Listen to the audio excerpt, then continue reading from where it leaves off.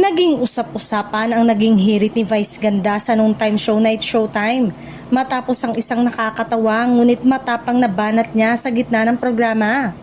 Nagsimula ang lahat ng tanungin niya ang isang contestant kung siya ba ay nagdadasal at kung ilan ang utos ng Diyos. Matapos sagutin ng contestant ang tanong, biglang nagbitaw si Vice ng pabirong komento na agad ikinagulat at ikinatawa ng audience. Ani niya, ilan ang utos ng Diyos? Dati 10, ngayon 11 na. Yung pang 11 utos ng Diyos, sabi mag-resign ka sa sex bomb, sabi nung asawa ni IC.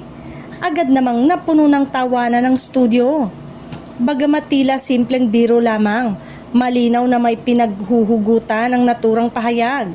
Ito ay kaugnay ng mga lumutang na isyu kamakailan tungkol sa umano'y pahayag hinggil sa pagre-resign sa sex bomb na naging sentro ng diskusyon online.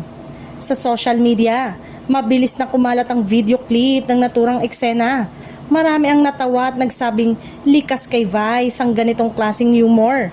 Mabilis ang isip at kayang isingit ang napapanahong issue sa isang ordinaryong tanungan sa programa. May ilan ding namang netizen ang nagsabi na kahit biro, dapat pa ring maging maingat sa pagbibitiw ng ganitong pahayag lalo na kung may mga taong maaaring maapektuhan. Gayunpaman, marami pa rin ang nananatiling suportado ang komedyante. Sa huli, muling napatunayan kung bakit nananatiling isa si Vice Ganda sa pinaka-inaabangang personalidad sa telebisyon. Sa simpleng tanong tungkol sa pagdarasal at sa 10 utos, nagawa niyang gawing trending moment ang isang bahagi ng live show. Patunay ng kanyang impluwensya at kakaibang karisma sa harap ng kamera.